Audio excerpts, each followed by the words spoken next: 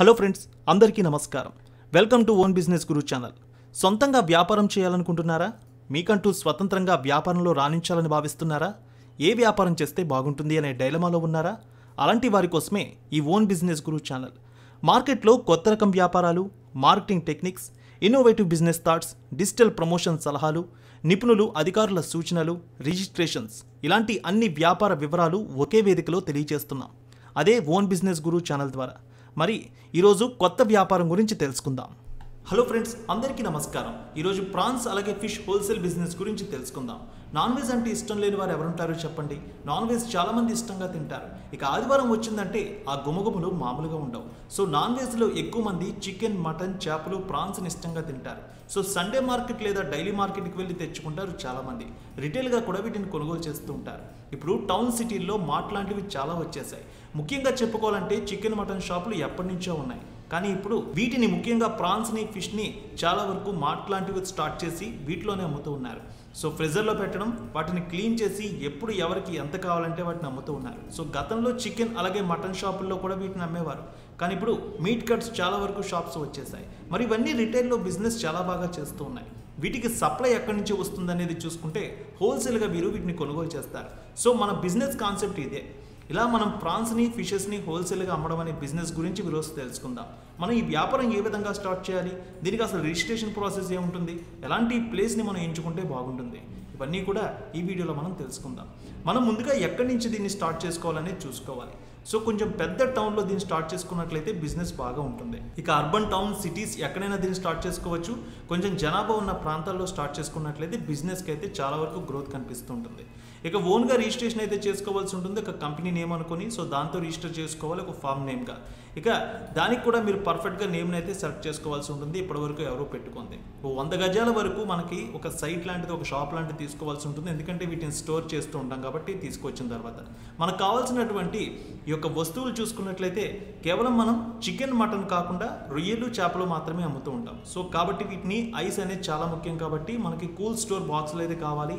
ఇక వీటికి సంబంధించిన పూర్తి ఐస్ బాక్సెస్ తీసుకున్న తర్వాత 2 లేదా 3 అయితే ఇనీషియల్గా మనకు కావాల్సి ఉంటుంది. ఆ తర్వాత వేయింగ్ మిషన్స్ కావాల్సి ఉంటుంది, నైఫ్స్ కావాల్సి ఉంటుంది. ఫ్రిజర్లో పూర్తిగా కేవలం ఈ రెండింటిని మాత్రమే పెడుతూ ఉంటాం కాబట్టి 24 గంటలు వీటిని ఆన్ చేసే ఉంచాలి. సో మంచి క్వాలిటీ ఉండేవి తీసుకోవాల్సి ఉంటుంది. ఇక మనం మార్కెట్లో చెరువుల నుంచి చూసుకున్నట్లయితే రొయ్యల చెరువులు, చేపల చెరువుల నుంచి వీటిని కొనుగోలు చేసి రైతుల నుంచి నేరుగా తీసుకుంటాం. అయితే ఇక్కడ 2 రకాలుగా బిజినెస్ జరుగుతూ ఉంటుంది. మార్కెట్లో చెరువుల దగ్గర నుంచి రొయ్యలు కానీ, చేపలు కానీ నేరుగా రైతులు కంపెనీలకి లేదా కొందరు హోల్సేల్గా కొనుగోలు చేసే వాళ్ళకి టన్ను లెక్కన అమ్ముతూ ఉంటారు. ఈ విధంగా మనం చెరువుల నుంచి కొనుగోలు చేసి మనం స్టోర్ చేసుకునే షాప్ దగ్గరికి తీసుకురావచ్చు. లేదు అంటే హోల్సేల్గా కొనుగోలు చేసుకునే వాళ్ళ దగ్గర నుంచి కూడా మనం వాళ్ళ దగ్గర నుంచి కూడా కొనుగోలు చేసుకోవచ్చు. అంటే సెమీ హోల్సేలర్గా కూడా మనం వాళ్ళ దగ్గర నుంచి కొనుగోలు చేసుకోవచ్చు.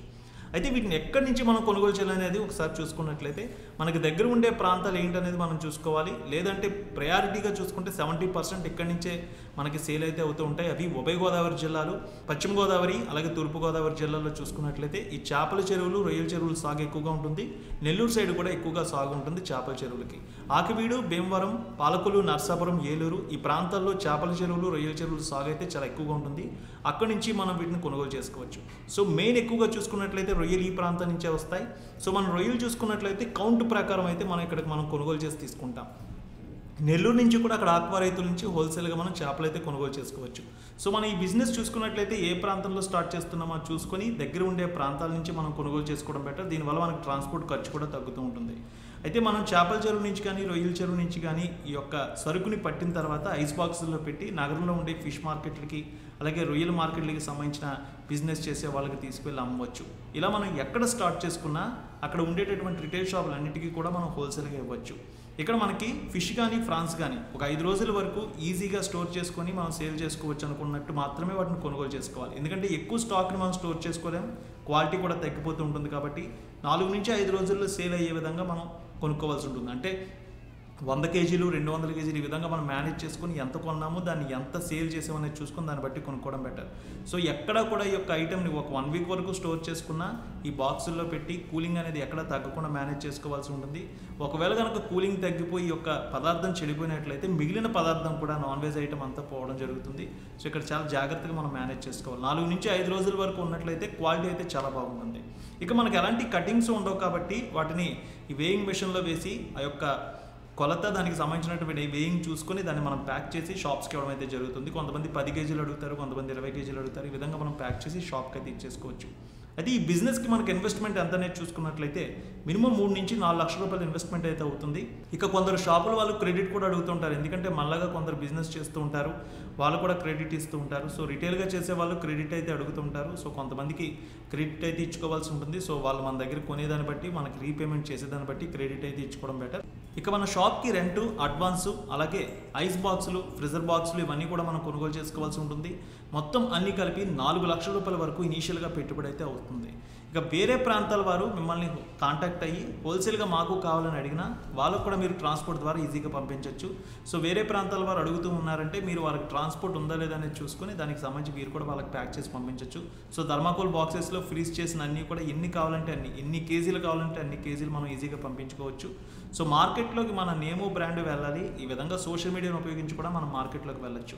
వాళ్ళు ఈజీగా మీకు ఆన్లైన్లో అమౌంట్ పంపడం జరుగుతుంది. మీరు పంపించిన సరుకు క్వాలిటీ ఉన్నట్లయితే మళ్ళీ నెక్స్ట్ ఆర్డర్స్ అయితే మీకు ఇవ్వడం జరుగుతుంటుంది. సో చాలామంది ఒక ప్రాంతం నుంచి మరో ప్రాంతానికి ఒక చోట ఆఫీస్ ఉన్నా సరే అక్కడి నుంచి మిగిలిన ప్రాంతాలకు కూడా ఈ విధంగా ట్రాన్స్పోర్ట్ ద్వారా పంపించడం అనేది జరుగుతుంది. సో ఫస్ట్ మనం బిజినెస్ కాన్సెప్ట్లో చెప్పుకుంది లోకల్గా ఒక ప్రాంతానికి మాత్రమే అమ్ముకునే విధంగా, కానీ ఇక్కడి నుంచి వేరే ప్రాంతాలకు కూడా అమ్ముకోవచ్చు. సో దీనికి మనం చేయాల్సిందల్లా పూర్తి ప్యాకింగ్ చేసి ఎలాంటి డ్యామేజ్ లేకుండా అక్కడికి పంపించే విధంగా చూసుకోవాల్సి ఉంటుంది. ఈ విధంగా కూడా మనం అమ్మచ్చు. ఇక మనకి ప్రాన్స్ అనేది కౌంట్ బట్టి ఉంటుంది. మనకి కేజీకి ఎన్ని వస్తున్నాయో చూసుకొని దాన్ని బట్టి కౌంట్ అనేది క్యాలిక్యులేట్ చేస్తుంటారు. ఇవన్నీ కూడా గ్రేడింగ్ చేసి మనం షాపులకి అయితే ఇవ్వచ్చు. అలాగే హోటల్స్కి, రెస్టారెంట్స్ కూడా ఇచ్చుకోవచ్చు. ఇక మనం ప్రాఫిట్స్ విషయానికి వచ్చినట్లయితే కేజీకి 25 రూపాయల నుంచి 100 రూపాయల వరకు మిగులుతుంది. ఇక ఫిష్ విషయంలో చూసుకున్నట్లయితే కేజీకి 30 నుంచి 80 రూపాయల వరకు వస్తుంది. అయితే కౌంట్ ఉండేదాన్ని బట్టి హోటల్స్కి, రెస్టారెంట్స్కి ఇచ్చుకునే దాన్ని బట్టి మనకి 50 నుంచి 70 రూపాయల వరకు ప్రాఫిట్ వస్తుంది. ఇక మనం ఈ చేపలు, రొయ్యలు అమ్మేటటువంటి షాప్స్కి ఇచ్చినట్లయితే 50 నుంచి 60 రూపాయల వరకు ప్రాఫిట్ అయితే వస్తుంది. సో ఎక్కువ క్వాలిటీ ఉండేది, కౌంట్ ఎక్కువగా ఉండేదానికి మాత్రం మనకి ఈజీగా 80 నుంచి 100 రూపాయల వరకు ప్రాఫిట్ అయితే ఇందులో ఎర్న్ చేయొచ్చు. ఇక మనకి 2 వర్కర్స్ కూడా ఇనీషియల్గా ఉండాల్సి ఉంటుంది. సో మనం మార్కెట్ చేసుకొని మీట్ షాప్స్, అలాగే రొయ్యలు, చేపలు అమ్మే వాళ్ళకి ప్రాసెస్ చేసి, అలాగే రెస్టారెంట్స్ ఎవరైతే తీసుకుంటారో వాళ్ళకి కూడా ఇచ్చుకోవచ్చు.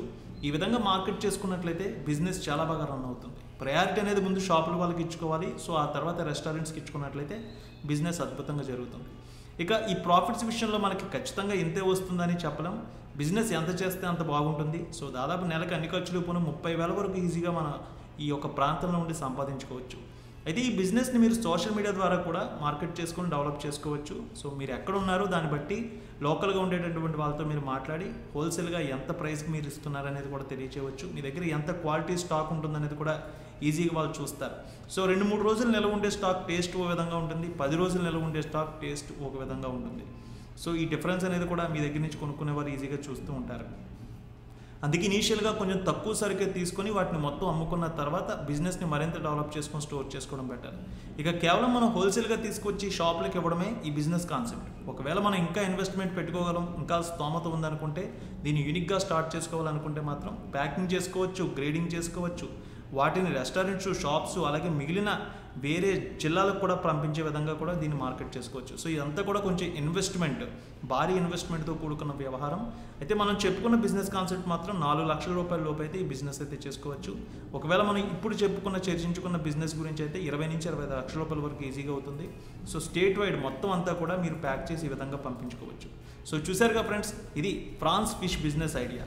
ఈ బిజినెస్ ఐడియాపై మీ అభిప్రాయాలు కామెంట్ రూపంలో తెలియచేయండి. ఒకవేళ మొదటిసారి మీరు మా ఓన్ బిజినెస్ గురు ఛానల్ని చూస్తున్నట్లయితే ఇందులో అనేక రకాల వ్యాపారాల వీడియోలు ఉంటాయి. ఒకసారి వాటిని కూడా పరిశీలించండి. ఇంకా మరేదైనా కొత్త వ్యాపారం గురించి తెలుసుకోవాలనుకుంటే కామెంట్ల రూపంలో తెలియచేయండి. త్వరలో మరో కొత్త బిజినెస్ ఐడియాతో మీ ముందుకు వస్తా. Thank you.